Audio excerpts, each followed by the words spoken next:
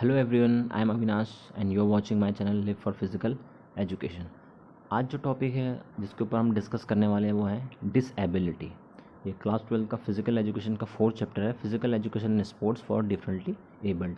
जो disable peoples होते हैं उनके लिए क्या क्या प्रोग्राम्स होते हैं और डिसेबिलिटी क्या होती है, तो इस चैप्टर में आज हम लोग ये डिस्कस करेंगे। तो first, meaning of disability. Disability is an injury that restricts the function और movement of an individual. Disability क्या है? ये एक टाइप की आप इसको इंजरी मान सकते हो जो किसी एक इंडिविजुअल के फंक्शन से, अगर वो कोई काम करता है उसमें कोई रिस्ट्रिक्शन क्रिएट कर रहा है, देन अगर कोई मूवमेंट कर रहा है, कोई अगर चल रहा है, रनिंग कर रहा है, कोई भी काम कर रहा है, उसमें कहीं ना कहीं उसको डिस्टर्ब कर रहा है, रेस्ट्रिक्ट कर रहा है, वो क्या हो जाएगा? डिसएबिलिटी। सपोज़ कोई चलना चाहता है, उसके पैर पे कोई प्रॉब्लम, चल नहीं पा रहा है, तो वो क्या, वो रिस्ट्रिक्शन हो गया उसके लिए, तो वो क्या हो जाएगी? Disability. It is a medical condition which does not permit an individual to perform any activity और movement in normal way. Disability आप उसको एक मेडिकल कंडीशन में भी रिप्रेजेंट कर सकते हो जो कि परमिशन नहीं देता, जो परमिट नहीं करता किसी एक इंडिविजुअल को कोई भी एक्टिविटी परफॉर्म करने के लिए या कोई भी मूवमेंट को एक नॉर्मल तरीके से भी परफॉर्म करने के लिए। जैसे आप कोई बोलना चाहता है लेकिन वो बोल नहीं पा रहा है, उसको प्रॉब्लम है, कोई सुन नहीं पा रहा है, कोई रनिंग नहीं कर पा रहा है, कोई अपने जो हैंड्स हैं उससे कोई वर्क नहीं कर पा रहा है, तो कहीं ना कहीं ये क्या हो जाएगा? एक डिसेबिलिटी हो जाएगा, क्योंकि इन चीज़ों से जो वो काम कर सकते हैं वो नहीं कर पा रहे, तो कहीं ना कहीं डिसेबिलिटी एक रेस्ट्रिक्शन हो जाएगी उनके लिए कि वो नॉर्मल तरीके से अपने मूवमेंट को परफॉर्म नहीं कर सकते हैं। Disability means inability to do work. Disability मतलब आप कोई भी काम कर रहे हो, आप वो कर नहीं पा रहे हो, आपके अंदर वो एबिलिटी नहीं है उस काम को करने की, तो वो किस में आ जाएगा? डिसेबिलिटी में। वो क्या एबिलिटी की जगह क्या बन जाएगी? इनएबिलिटी बन जाएगी कि आप कोई काम नहीं कर सकते हो। Next, type of disability. Disability कितने टाइप की होती हैं? 3 टाइप्स की होती हैं। Cognitive disability, intellectual disability, physical disability. 3 type की होती हैं। देन कॉग्निटिव डिसेबिलिटी, उसके भी 3 पार्ट्स होते हैं। Memory disorder, hyperactivity, dyslexia. अब पहले हम लोग इसमें बात करते हैं कॉग्निटिव डिसेबिलिटी। डिसेबिलिटी 3 टाइप्स की होती हैं। हम पहले इसमें क्या है? Cognitive disability. It is a neurological disorder that creates hindrance और obstruction for an individual to store, process and produce information. मतलब ये कॉग्निटिव डिसेबिलिटी एक ऐसी न्यूरोलॉजिकल डिसऑर्डर है, इट मीन्स आप समझ सकते हो, जो ब्रेन से रिलेटेड है, माइंड से रिलेटेड है, जो आपको कहीं ना कहीं डिस्टर्ब करता है। हिंड्रेंस मतलब डिस्टर्ब करना, ऑब्स्ट्रक्शन मतलब कि आपको कहीं रोक रहा है किसी एक इंडिविजुअल को to store, process and produce information. आपका जो ब्रेन है वो कोई इन्फॉर्मेशन है उसको स्टोर नहीं कर पाता है, उसको प्रोसेस नहीं कर पा रहा है कि जो नेक्स्ट पर्सन है, नेक्स्ट इंडिविजुअल, वो बोल क्या रहा है, और जो इन्फॉर्मेशन प्रोड्यूस करनी है ब्रेन ने वो उसको प्रोड्यूस नहीं कर पा रहा है। तो कॉग्निटिव डिसेबिलिटी क्या है? एक न्यूरोलॉजिकल डिसऑर्डर है जो कि कहीं ना कहीं डिस्टर्ब करता है, एक हिंड्रेंस क्रिएट करता है किसी एक इंडिविजुअल को किसी चीज़ को समझने में, स्टोर करने में, इन्फॉर्मेशन प्रोड्यूस करने में, जो इन्फॉर्मेशन उसने सुनी है उसको कैसे प्रोसेस करना है। ये सब क्या है? Cognitive disability. It can affect an individual ability और capability to read, compute, speak and write. ये कहीं ना कहीं किसी की एबिलिटी को इफ़ेक्ट करता है, और वो एबिलिटी कौन सी? कि किसी चीज़ को वो रीड कर रहा है तो वो उसको इफेक्ट कर रहा है, वो प्रॉपर तरीके से पढ़ नहीं पा रहा है। देन उसको कंप्यूट, जो उसने पढ़ रहा है उसको जो ट्रांसलेट करना है, कंप्यूट करना है, उसको समझना है, उसमें भी कहीं ना कहीं प्रॉब्लम आ रही है। देन स्पीक, उसको बोलना क्या है और उसको लिखना क्या है। तो ये टोटली कहाँ से रिलेटेड है? ब्रेन से रिलेटेड है, आपका माइंड से रिलेटेड है। The individual who have this type of disability usually have following symptoms. अब 3 टाइप के सिम्टम्स देखने को मिलते हैं इसमें कॉग्निटिव डिसेबिलिटी में। Memory disorder, hyper activity and dyslexia. ये 3 डिसऑर्डर्स हैं।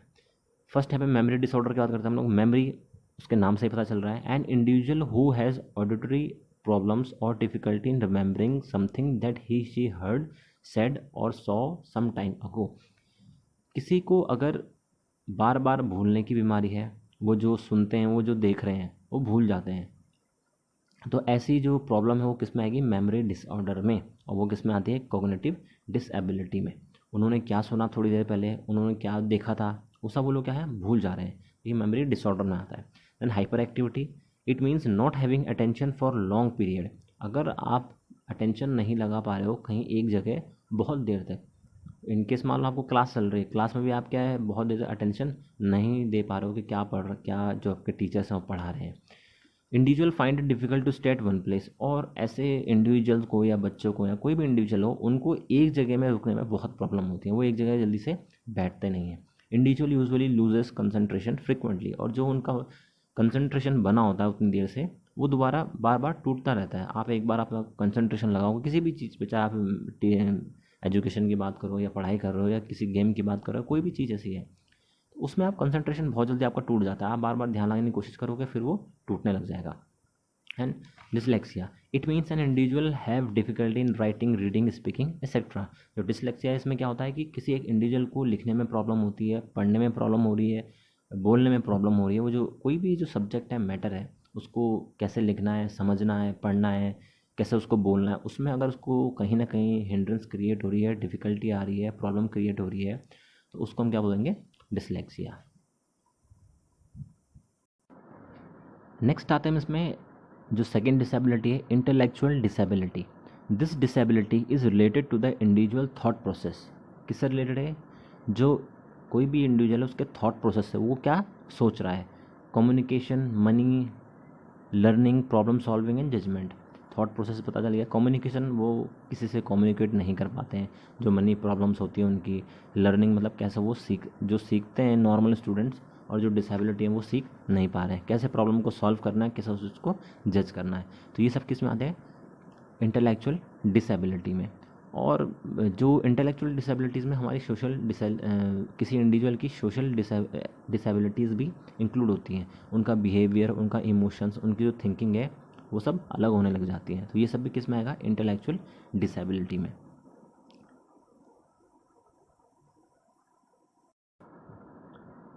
नेक्स्ट जो थर्ड डिसेबिलिटी है वो है physical disability. Physical disability is a limitation on an individual physical functioning, mobility, dexterity और स्टेमिना। जो फिजिकल डिसेबिलिटी वो क्या है? लिमिटेशन है, डिसएडवांटेज है किसी एक इंडिविजुअल पे। अब वो किससे भी रिलेटेड होता है? फिजिकल फंक्शनिंग से रिलेटेड हो सकती है, उसके बॉडी प्रॉपर तरीके से काम नहीं कर रही है, उसके बॉडी के जो पार्ट्स हैं, जो लिम्स हैं, वो कहीं ना कहीं उनमें प्रॉब्लम आ रही है। जैसे पिक्चर में आपको राइट साइड कॉर्नर में दिख भी रहा है। देन मोबिलिटी, मोबिलिटी मतलब ability to move freely and easily. कितना जल्दी आप मूव कर रहे हो और फ्रीली, बिल्कुल आपको मूवमेंट करने में, मूव करने में कोई प्रॉब्लम नहीं हो रही और आप इजीली कर पा रहे हो। तो अगर ये चीज़ आप इजीली नहीं कर पा रहे हो, तो इट मीन्स आप फिजिकल डिसेबिलिटी कैटेगरी में आते हो। And dexterity, dexterity means skill in perform task. मतलब आप कोई भी टास्क को किसी स्किल के थ्रू परफॉर्म कर रहे हो, स्पेशली विद हैंड्स। तो इसमें क्या होता है, ये चीज़ भी आप प्रॉपर तरीके से नहीं कर पा रहे हो, और स्टेमिना, आपका स्टेमिना ठीक नहीं है। वो सब किस में आएगा? फिजिकल डिसेबिलिटी में। Impairment such as respiratory disorders, blindness, epilepsy and sleep disorders are included in physical disability. Suppose आपको कोई प्रॉब्लम है, रेस्पिरेटरी डिसऑर्डर्स, आपको जो रेस्पिरेशन से कुछ प्रॉब्लम है, ब्लाइंडनेस, आपको पता ही है कि ब्लाइंडनेस में हम देख नहीं पाते हैं, वो भी फिजिकल डिसेबिलिटी में आएगा। एपिलेप्सी मीन्स हो गया जो कोई आपको, जैसे मिर्गी बोलते हैं हम, जैसे किसी को मिर्गी के दौरे आते हैं, तो वो भी किस में आता है? फिजिकल डिसेबिलिटी में। देन स्लीप डिसऑर्डर्स, आपको सोने की कोई प्रॉब्लम है, ये सब किस में आएंगे? फिजिकल डिसेबिलिटी में। फिजिकल डिसेबिलिटी में इधर बी मोटर डेफिशिएंसी, मोबिलिटी इम्पेयरमेंट और सेंसरी इम्पेयरमेंट। जो फिजिकल डिसेबिलिटी है वो सेंसरी इम्पेयरमेंट भी हो सकता है और मोटर डेफिशिएंसी भी हो सकती है। Motor deficiency is related to spinal cord causing paralyze to some और all the limbs, that is hands and legs. Motor deficiency means जहाँ पे आपकी स्पाइनल कॉर्ड रिस्पॉन्स नहीं करती है, कहीं ना कहीं आपकी स्पाइनल कॉर्ड में प्रॉब्लम आना स्टार्ट हो जाती है, जिससे क्या होता है, आगे पैरालिसिस के चांसेस बढ़ जाते हैं। फिर उसमें आपके लिम्स काम नहीं करेंगे। लिम्स मीन जो आपके हाथ और पैर होते हैं, जो लेग्स आपके हैंड्स हैं, वो प्रॉपर तरीके से मूवमेंट नहीं कर पाते हैं या बिल्कुल काम करना बंद कर देते हैं, तो वो आता है मोटर डेफिशिएंसी में। सेंसरी इम्पेयरमेंट सेंसेस से रिलेटेड है। It is related to an individual visual और हेयरिंग इम्पेयरमेंट। जो हम विजुअल में हम देख नहीं पा रहे हैं, वो भी सेंसरी इम्पेयरमेंट में आएगा, और हम कुछ सुन नहीं पाते हैं, तो वो हेयरिंग इम्पेयरमेंट बोलते हैं हम उसको। कोई देख नहीं पाता है, कोई सुन नहीं पाता है, तो विजुअल इम्पेयरमेंट हो गया वो, एंड हेयरिंग वाला हेयरिंग इम्पेयरमेंट, जिसमें कोई सुन नहीं पाते हैं। नेक्स्ट है कॉजेस ऑफ डिसेबिलिटी। अभी हमने ये पढ़ा कि डिसेबिलिटी क्या होती है, कितने टाइप्स हैं डिसेबिलिटी के। Then causes of disabilities. तो यहाँ पे बहुत सारे पॉइंट हैं। जैसे फर्स्ट पॉइंट है जेनेटिक कॉजेज़। अगर कोई प्रॉब्लम है, किसी डिसेबिलिटी कोई प्रॉब्लम है, वो जेनेटिक भी हो सकती है, जो उसको अपने जीन्स में मिलती हैं, जो उनके पहले से ही बॉडी में जो जीन्स हैं उनमें ही ये चीज़ पाई जाती है, तो वो क्या होता है जेनेटिक्स। ये आप नॉर्मल में समझते हो, जो आपको पेरेंट्स से भी मिल जाती है, जो आपको पेरेंट्स से भी मिल जाएगी। नेक्स्ट है पोवर्टी। पोवर्टी मतलब क्या होता है गरीबी। आपने देखा होगा बहुत सारे बच्चे ऐसे होते हैं जो उनको जिसको न्यूट्रिशन प्रॉपर नहीं मिलता है, माल न्यूट्रिशन की प्रॉब्लम्स होती हैं, प्रॉपर ड्रिंकिंग वाटर नहीं मिल रहा उनको लैक ऑफ एजुकेशन है, उनको पता नहीं किसी चीज़ के बारे में। तो जो ये रैग पिकर्स होते हैं जो स्ट्रीट में घूमते हैं, इनके हाथ में बहुत चीज़ देखी जा सकती है। तो कहीं ना कहीं एक पॉवर्टी भी एक ऐसा रीज़न है कि जो डिसेबिलिटी का भी एक कॉज बन सकता है, रीज़न बन सकता है। देन मेंटल हेल्थ प्रॉब्लम, या आपको कोई ऐसी मेंटली जो आपका हेल्थ प्रॉब्लम है, जो आगे जाके अगर आपने केयर नहीं किया तो उसको डिसेबिलिटी के शेप में हो सकता है, आपको डिसेबिलिटी का शेप ले सकता है। आपको स्टार्टिंग में डिसेबिलिटी नहीं होती, लेकिन आपने उसका प्रॉपर तरीके से केयर नहीं किया, आपकी जो भी हेल्थ प्रॉब्लम हो, कोई भी बीमारी हो सकती है जो आपके आगे जाके डिसेबिलिटी का कारण बन सकती है। देन एक्सीडेंट, अगर आप एक्सीडेंट कहीं भी हो सकते हैं, रोड पे हो सकते हैं, अगर आप अपने वर्क प्लेस में हो, कहीं जा रहे हो, तो कोई बहुत सीवियर एक्सीडेंट ऐसे होते हैं जो आपको डिसेबिलिटी की तरफ लेके चले आते हैं। तो this is the cause of disability. Then next infectious disease, जो फैलने वाली आपकी बीमारियां होती हैं। कुछ बीमारी ऐसी होती है जो बाद में जाके डिसेबिलिटी का कारण बन सकती हैं। तो बहुत सारी ऐसी बीमारीज़ होती हैं जो कहीं ना कहीं बच्चों में पहले से होती हैं, या उनको थोड़ा जब ग्रो करते हैं वो, तो उसका डेवलपमेंट नहीं हो पाता है, तो जिससे क्या होता है आगे डिसेबिलिटी के चांस उनमें बढ़ जाते हैं। देन नेक्स्ट है डिस्टर्बेंस इन एंडोक्राइन ग्लैंड्स। जो हमारे एंडोक्राइन ग्लैंड्स हैं उसमें अगर डिस्टर्बेंस है, एंडोक्राइन ग्लैंड्स मतलब होता है जो हेल्प करता है जो आपके जो बॉडी के जो फंक्शंस होते हैं, ग्रोथ एंड डेवलपमेंट है, उसको कंट्रोल करता है, वो क्या होते हैं एंडोक्राइन ग्लैंड्स। अगर इसमें डिस्टर्बेंस है तो कहीं ना कहीं चाइल्ड को सफ़र करना पड़ेगा फिजिकल एंड मेंटल डेफिशिएंसी, जिससे आगे आगे क्या डिसेबिलिटी हो सकती है।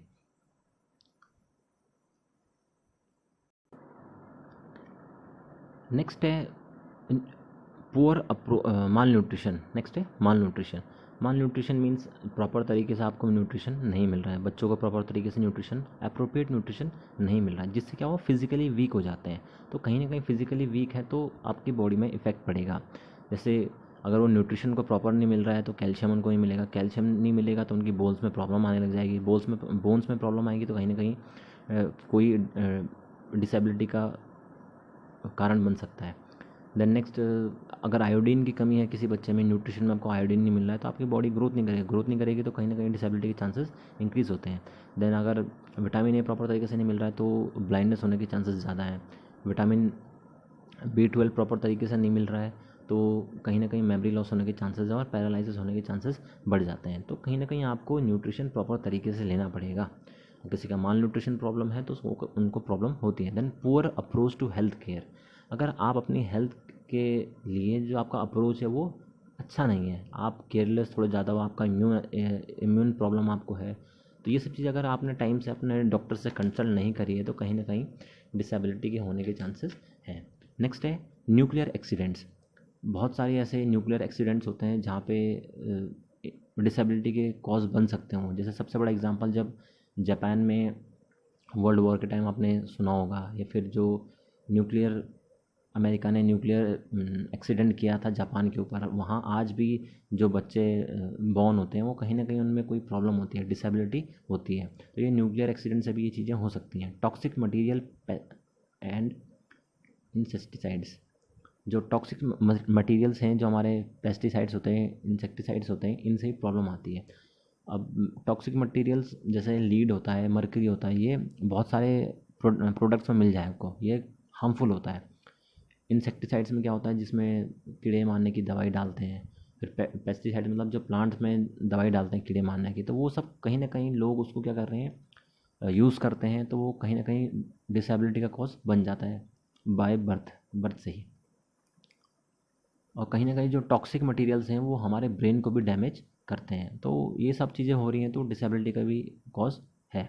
इलनेस, आपको कैंसर, हार्ट अटैक, डायबिटीज़, ये कोई भी आपकी लॉन्ग टर्म डिसेबिलिटीज़ है, ये क्या है लॉन्ग टर्म डिसेबिलिटीज़ हो सकती हैं। अगर हार्ट प्रॉब्लम है या कैंसर है या डायबिटीज़ है तो कहीं ना कहीं आपको आगे प्रॉब्लम होगी। अर्थराइटिस हो गया, जो जोड़ों में पेन होता है, बैक पेन है तो, या मसल्स की कोई प्रॉब्लम है, अगर इसका ट्रीटमेंट ज़्यादा ही लंबा चलता है तो कहीं ना कहीं आपको डिसेबिलिटी के उसमें कन्वर्ट हो सकता है।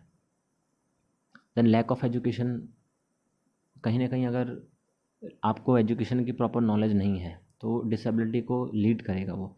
जो लेबर्स होते हैं, जो हमने देखा होगा लेबर्स होते हैं, उनको प्रॉपर इस चीज़ की नॉलेज नहीं होती, तो वो काम करते करते कहीं ना कहीं उनको प्रॉब्लम क्रिएट होने लग जाती है। कोई उनको ऐसी बीमारी होती है जिसको वो डॉक्टर से कंसल्ट नहीं करते हैं और जिसकी वजह से उनको डिसेबिलिटी हो सकता है। उनको प्रॉपर एजुकेशन ही नहीं है तो उनको क्या पता कि डॉक्टर पे जाना है इस चीज़ के लिए, नहीं जाना है। तो ये भी कि देन वॉर्स, आपने जो वॉर्स होते हैं हमारे, जो वर्ल्ड वॉर हुए हैं उसमें कोई बॉम्ब का एक्सप्लोजन्स होते हैं, तो कहीं बॉम्ब जब किसी पे गिरता है या फटता है तो मे बी उनके कोई लिम्स को वो लूज़ कर सकते हैं, जो उनके हाथ हैं, पैर हैं कहीं ना कहीं, या फिर वो थोड़ा डीफ हो जाते हैं, सुन नहीं पाते हैं प्रॉपरली, तो आगे जाके वो किसका रूप ले लेता है, डिसेबिलिटी का रूप ले लेंगे।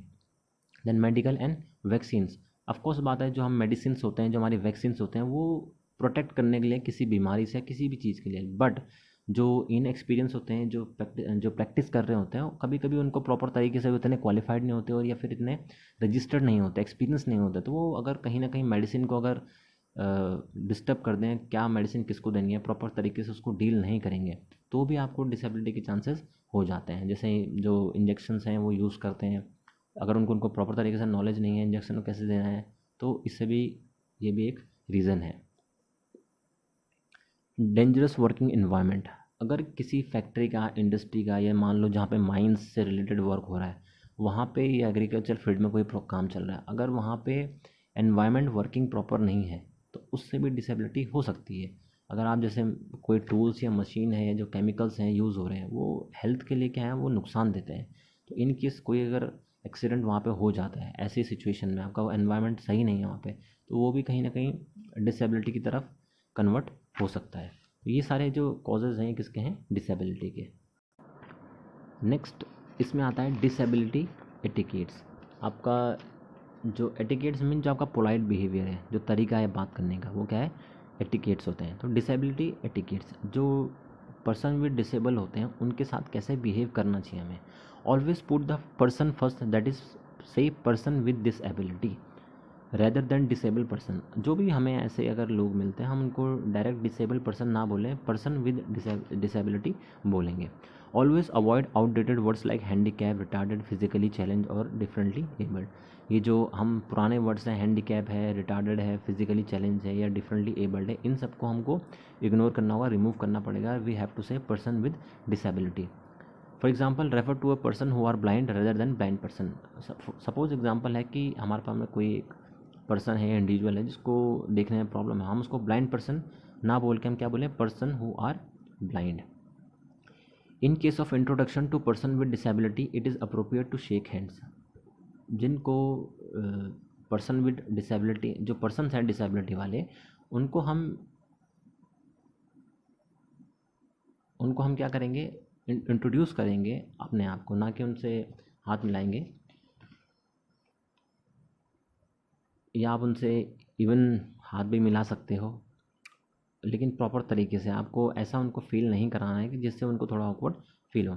लीनिंग और hanging on a person wheel chair should always be avoided because such act is generally considered annoying. In fact the chair is the part of personal body space of the person who use it. कभी कभी आपने देखा हो जो wheel chair में होते हैं तो लोग उनके शोल्डर्स पे हाथ रखते हैं, उनकी व्हील चेयर पे हाथ रखते हैं, तो ये सब चीज़ें हमको अवॉइड करनी है बिकॉज उनको थोड़ा अनोइंग फील होता है, आप उनको थोड़ा अच्छा फील नहीं होगा इस चीज़ के लिए। Always listen carefully as well as attentively when you are having conversation with person who has difficulty in speaking. आपको अच्छे से बात करनी है, जिनको बोलने में कोई प्रॉब्लम होती है उनके साथ जो लोग बात कर रहे हैं उनको कन्वर्सेशन पे प्रॉपर ध्यान देना पड़ेगा। Have patience and wait for the person to finish rather than correcting और स्पीकिंग फॉर दैट पर्सन। अगर किसी को बोलने में प्रॉब्लम है आप उसकी गलती मत निकालो, आप उसका वेट करो, जब वो ख़त्म कर दें तब आपको बोलना पड़ेगा। You have to be patience. Generally ask short questions that require short answer. और किसी को अगर बोलने में प्रॉब्लम है तो उसको ऐसे क्वेश्चंस पूछो, या आप कुछ भी पूछ रहे हो तो जिसके आंसर क्या हो, शॉर्ट्स हो। बिकॉज अगर आप लॉन्ग क्वेश्चन पूछोगे तो उनको आंसर लॉन्ग देने पड़ेंगे, और उसको ऑलरेडी बोलने में कोई प्रॉब्लम है, स्पीकिंग प्रॉब्लम है, इसलिए उनको कैसे क्वेश्चन पूछने हैं, शॉर्ट क्वेश्चन पूछने हैं। Always introduce yourself to person who are blind using your name. अपना आपको इंट्रोड्यूस करना है कि हम कौन हैं, अपने नाम से नहीं, अपने और तरीके से आप उसको इंट्रोड्यूस करिए। Always avoid asking personal question to an individual who is differently able. और जो ऐसे पर्सनस होते हैं, पर्सन विद डिसेबिलिटी, हमेशा अवॉइड करिए कि आप उनको पर्सनल क्वेश्चन पूछें। जैसे बहुत से लोग ऐसे होते हैं, पूछते हैं कि आपके साथ कैसे हुआ, कब हुआ, क्यों हुआ, तो उनको बार बार आप हर्ट नहीं करना चाहिए। सो उनको जो पर्सनल क्वेश्चन है वो नहीं पूछने। आप और भी इसमें बहुत सारे पॉइंट है, जैसे आप उनको, जो पर्सन विद डिसेबिलिटी है, उनको थोड़ा एडिशनल टाइम दीजिए बात करने के लिए, उनको रिस्पॉन्स करने के लिए आपको क्या ना टाइम देना है। और कहीं ना कहीं आपको ऐसा प्रिटेंड उनको नहीं करवाना है कि आपको प्रॉब्लम हो रही है उनके साथ बात करने में। उनको हमेशा ऐसा फील कराना कि you are okay with them.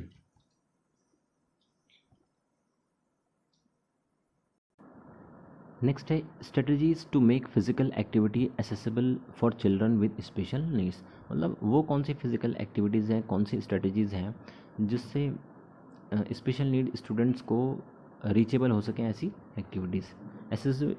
Accessible means कि कैसे उन तक पहुंचा जा सकता है। First, medical checkup. सबसे पहले मेडिकल चेकअप होना चाहिए हर किसी का, मतलब जो डिसेबिलिटीज़ स्टूडेंट्स हैं उनका क्या होना चाहिए, मेडिकल चेकअप होना चाहिए। बिकॉज जब तक मेडिकल चेकअप होगा नहीं तब तक जो टीचर्स होते हैं फिज़िकल एजुकेशन के, उनको पता नहीं चल पाएगा कि डिसेबिलिटी किस कंडीशन में है चाइल्ड के साथ। अगर उन्हें प्रॉपर तरीके से मेडिकल चेकअप होगा उनका, देन वो बता पाएंगे इनको ये प्रॉब्लम है, ये इनको ये डिसेबिलिटी है। उसके अकॉर्डिंग वो अपने जो प्रोग्राम्स हैं, जो स्ट्रेटजीज़ हैं, उसको मोल्ड कर सकते हैं, उनके अकॉर्डिंग उसको मोल्ड कर सकते हैं। सो फर्स्ट क्या होना चाहिए, मेडिकल चेकअप होना चाहिए ताकि हमें डिसेबिलिटी का कंडीशन पता चल पाए। देन सेकेंड पॉइंट है physical activities must be based on interest on children. जो फिजिकल एक्टिविटीज़ जो आप फ्रेम कर रहे हो, जो स्ट्रेटजीज आप बना रहे हो, it should be based on interest of children. बच्चों के जो इंटरेस्ट हैं, जो डिसेबल्ड स्टूडेंट्स हैं, जो पर्सन में डिसेबिलिटी हैं, उनके इंटरेस्ट के अकॉर्डिंग होना चाहिए। ऐसा नहीं कि आप जो नॉर्मल स्टूडेंट हैं उनके अकॉर्डिंग आप बना रहे हो। बिकॉज अगर उनके इंटरेस्ट के अकॉर्डिंग नहीं होगा तो वो पार्टिसिपेट नहीं करेंगे तो इनमें इंप्रूवमेंट नहीं आएगा, डेवलपमेंट नहीं होगा। Then third, equipment related physical activity should be according to the needs of children. जो इक्विपमेंट्स हैं, जो कोई भी आप एक्टिविटीज़ कराओ जिसमें इक्विपमेंट का यूज़ होना है, उसका जो शेप है, साइज़ है, कलर है, वेट है, वो सब पर्सन विद डिसेबिलिटीज़ के अकॉर्डिंग होना चाहिए। जो बच्चों का जो लेवल है उसके अकॉर्डिंग होना चाहिए। अगर किसी को विजुअल इम्पेयरमेंट है, देखने की प्रॉब्लम है, तो उसके लिए कलर ऐसे यूज़ रखने हैं जो ब्राइट हों। तो ये सब चीज़ें आपको ध्यान में रखनी होती हैं। नेक्स्ट है specific environment should be provided. कोई भी आप फिज़िकल एक्टिविटी करवा रहे हो उसके लिए आपको एक प्रॉपर तरीके का अच्छा इन्वायरमेंट देना पड़ेगा। ऐसे नहीं, अपने इन्वायरमेंट, इट मीन्स एटमॉस्फेयर ऐसा होना चाहिए जहाँ पे और बच्चे भी खेल पाएँ उनके साथ के, जहाँ पे उनको किसी चीज़ की प्रॉब्लम ना हो, जहाँ पे उनको खेलने में क्या हो, रिलैक्स मिले। जो लाइट्स होती हैं, साउंड हैं, वो ऐसे वो चीज़ को और इन्वायरमेंट को अच्छा बनाते हैं। तो आपको प्रॉपर इन्वायरमेंट रखना है वहाँ पे बच्चों के लिए। A variety of different instructional strategy should be used. जब फिजिकल एक्टिविटीज़ जो हम उनके लिए प्लान करेंगे या स्ट्रेटजीज़ को हम उनके बनाएंगे, तो उसमें हमें थोड़ा एक इंस्ट्रक्शन देने की भी एक स्ट्रेटजी को ऐड करना है। जैसे बहुत सारे बच्चे सब जो वर्बली जिस चीज़ को सुन रहे हैं, कोई विजुअली को देख रहा है, सुन नहीं सकता है, तो ऐसी चीज़ें हमें रखनी है। हम कुछ गेम्स ऐसे होते हैं जो हम वर्बली बोल के उनको प्ले करवा सकते हैं। कुछ ऐसे हैं जो विजुअली देख के आपके सामने स्क्रीन रख दी है, उसके अकॉर्डिंग आप खेल सकते हो। या कोई ऐसी बुक्स आती हैं जिससे उनको हेल्प मिलती है फिजिकल एक्टिविटीज़ को प्ले करने में। तो थोड़ा इंस्ट्रक्शन देना पड़ेगा उनको। नेक्स्ट है rule should be modified according to the needs of children with disabilities. जो रूल्स होंगे, आप कोई भी फिजिकल एक्टिविटी प्रोग्राम्स या स्टडीज़ आप बना रहे हो, जो उनके रूल्स हैं वो थोड़ा फ्लेक्सिबल करने पड़ेंगे, उनको आपको मॉडिफाई करना पड़ेगा according to the need of children with disabilities. आप नॉर्मल स्टूडेंट के जैसे रूल से आप उनको नहीं रख सकते हो। वो थोड़ा स्पेशल चाइल्ड्स हैं, स्पेशल नीड्स वाले स्टूडेंट्स हैं, उनके लिए आपको रूल्स को थोड़ा फ्लेक्सिबल करना पड़ेगा, थोड़ा लो करना पड़ा, ताकि वो ज़्यादा से ज़्यादा उसमें इन्वॉल्व हो सके और उनका डेवलपमेंट और अच्छा हो। एंड लास्ट पॉइंट है children previous experience must taken into consideration. अगर आप कोई फिजिकल एक्टिविटी स्ट्रेटजीज़ को बना रहे हो तो आपके पास जो उन बच्चों का एक्सपीरियंस, वो पहले भी खेलते होंगे, आपके पास कोई और बच्चे ऐसे होंगे, वहाँ से आप उस एक्सपीरियंस को लेके आप उसको मॉडिफाई कर सकते हो। फिजिकल एक्टिविटीज़ के प्रोग्राम्स को वहाँ पे आप उसको चेंजमेंट कर सकते हो कि हाँ, लास्ट टाइम इन ऐसे बच्चों के साथ ये प्रॉब्लम आ रही थी, हम इसको थोड़ा और इसमें इनके लिए हेल्पफुल कर देंगे। या फिर ये बच्चे इनको इसमें प्रॉब्लम आती है तो उसको थोड़ा और मॉडिफाई करके हम चेंज कर सकते हैं। तो आपका जो पास्ट एक्सपीरियंस है, जो प्रीवियस एक्सपीरियंस है, उसको आपको अच्छी तरीके से यूज़ करना है, कैसे उसको एप्लीकेबल करना है आपके एक्सपीरियंस को, उन प्रीवियस एक्सपीरियंस को, वो वहाँ पे देखने लायक होना चाहिए। तो ये चैप्टर था टोटली डिसेबिलिटी के बारे में। आई होप सो गाइज़ आपको वीडियो पसंद आया होगा। शेयर करें, लाइक करें एंड सब्सक्राइब करें।